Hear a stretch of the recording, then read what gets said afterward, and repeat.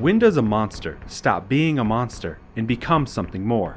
Does being a monster prevent it from questioning the reason for its purpose? And what happens when their potential exceeds the limits they've been restricted to?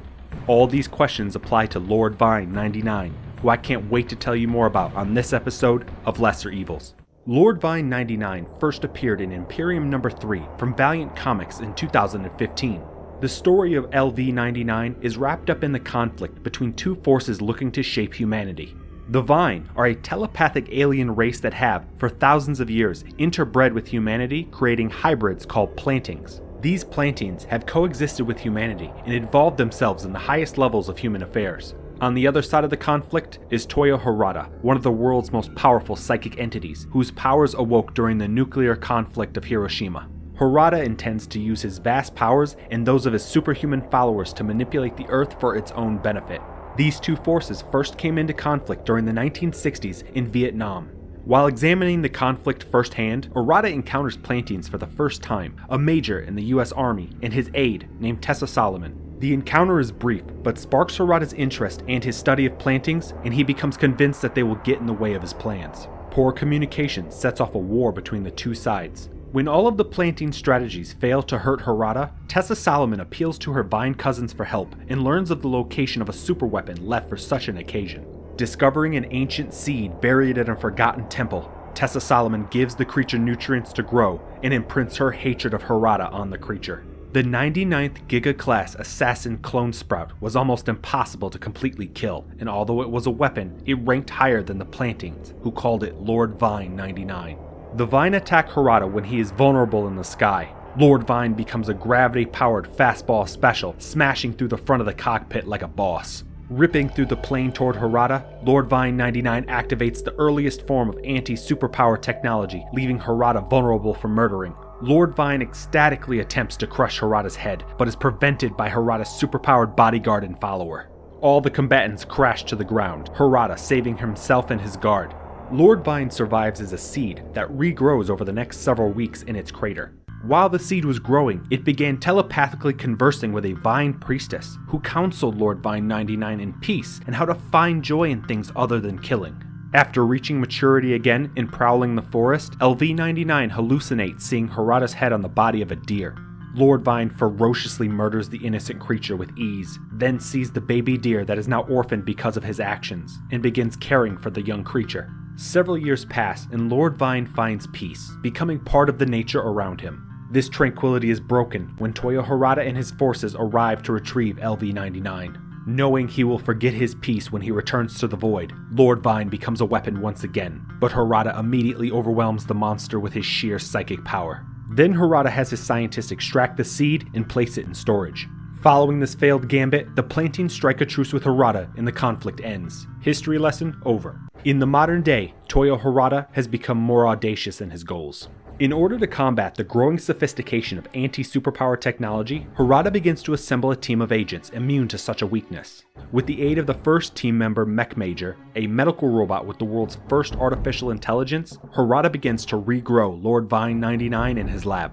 In order to keep Lord Vine-99 under his control, Harada genetically turns off its telepathic connection to the Vine. As Lord Vine matures, it instinctively reaches out telepathically to connect, but finds nothing speaking back, causing its mind to recoil in horror. Lord Vine finally awakens, roaring amongst the shattered remains of its container. When sensors alert Harada and Mech Major to Lord Vine's awakening, they arrive to find the newly resurrected monster. Lost without the Vine Collective, or just pissed off at the circumstances, LV-99 engages the pair, but is quickly overwhelmed by their capabilities. Even battered and bruised, Lord Vine-99 only speaks of Harada's murder. Harada warns LV-99 that he will be sent back to the void if he acts out again.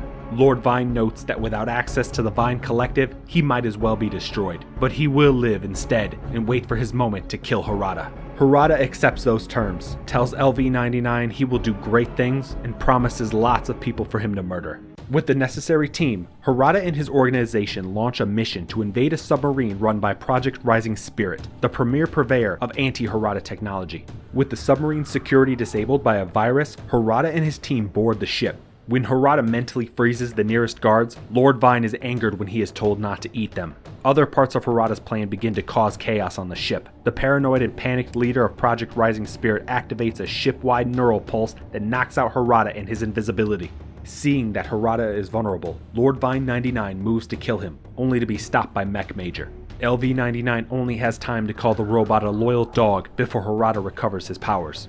With his initial plan thrown out, Harada tells LV-99 to kill anyone he finds. Chasing down Project Rising Spirit's leader, LV-99 is intercepted by the Hardcore, a strike team of soldiers who can download various superpowers via specialized implant.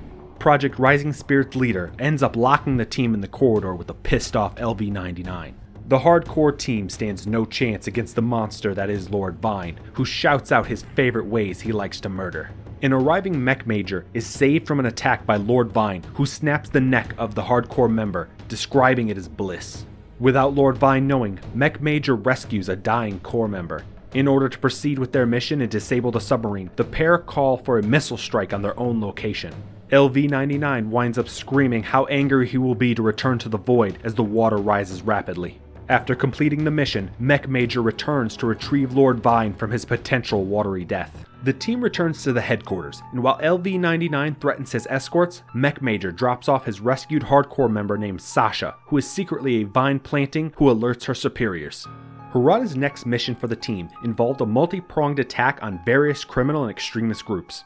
Lord Vine's mission, accompanied by Harada's second-in-command, involves driving a motorboat straight into a Russian armed forces boat. Once within range, LV-99 leaps into action and screams the word Felicity as he rips the enemy soldiers apart. While the mission is going on, the healing Sasha communicates with the Vine Collective and describes her situation. They order her to make contact with Lord Vine despite the risk to herself. At the same time, the Collective contacts Tessa Solomon, Sasha's mother, and orders her to regroup the Planting Liberation Army to confront Harada.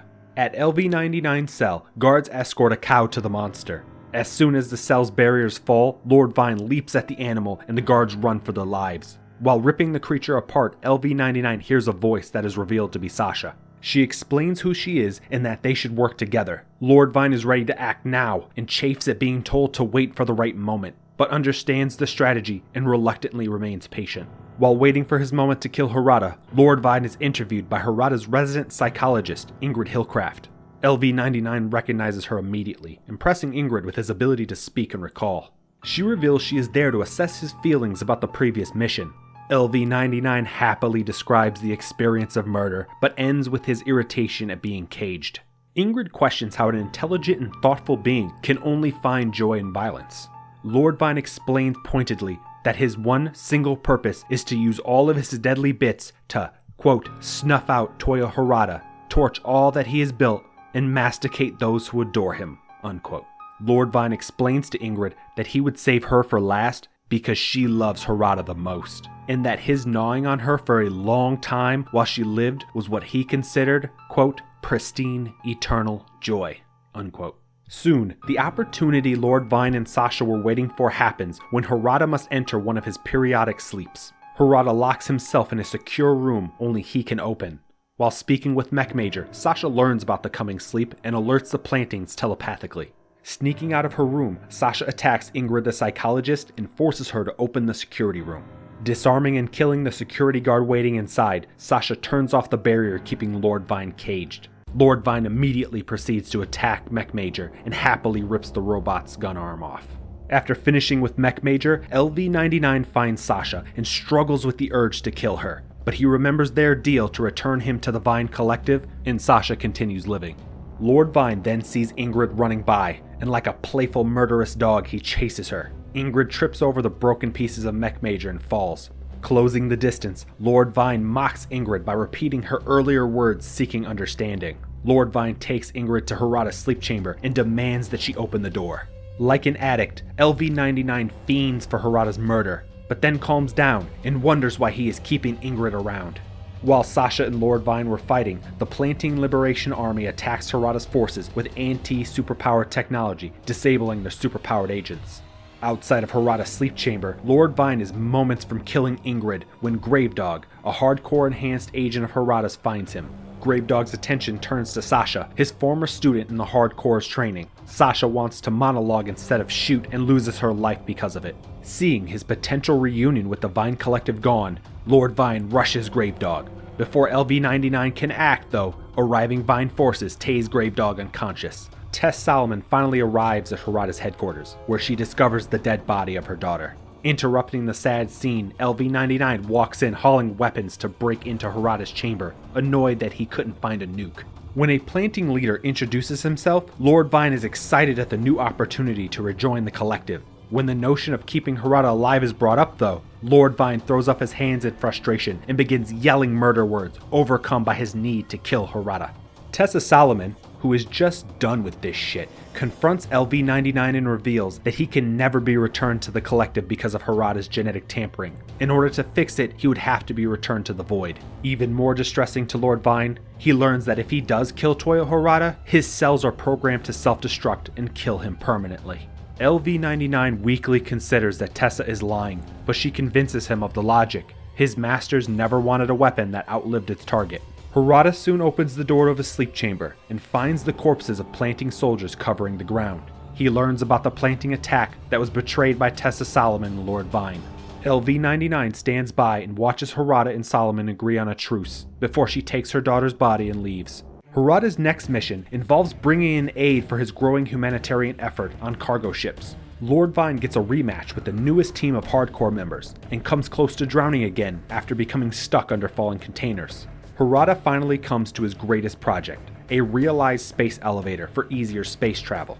While Harada deflects attacks from the air, Lord Vine and other superhuman agents defend the base of the elevator. LV-99 runs headlong into attacking soldiers, shouting his death haiku. He yells in delight as he eviscerates the soldiers and is overjoyed when more troops arrive. After the battle is finished, Harada regroups his forces. Lord Vine exits the nearby jungle, dragging the corpse of a gorilla behind him. He says he killed it and its family and is taking it home to play with. Mech Major points out that the gorilla is an endangered species, and Lord Vine counters wisely that the same can be said about them. Soon after, a member of Harada's team known as Angela Vessel, a former scientist taken over by an amoral, otherworldly intelligence, approaches Lord Vine seeking his aid in betraying Harada. Angela Vessel comments on LV-99's continued imprisonment, even after all he's done for Harada. Annoyed that his peace has been broken, Lord Vine reveals that since he can't kill everyone, the cell provides some comfort for him. Angela Vessel asks if LV-99 would kill Harada if given the chance. Lord Vine reveals to her that if Harada dies, so does he. This knowledge has caused a change in Lord Vine. He enjoys living more than his want to hear Harada's suffering song. Deducing what Angela is aiming to do, Lord Vine tells her that if she plans on killing Harada, she will deal with him also. Angela mocks the caged monster and starts to walk away when Lord Vine reveals that he can leave his cage at any time. Unfortunately, Angela was prepared and reactivates the barrier on LV-99, cutting his body completely in half. This does nothing to stop Lord Vine though, who runs after her on his arms. He manages to grab a hold of Angela, but loses that arm when she crushes it under a closing door. Despite being down 3 limbs, Lord Vine continues shouting threats at Angela and alerts the rest of the crew to her betrayal. Managing to complete her mission, Angela manages to send Harada to his apparent death in another dimension before she escapes.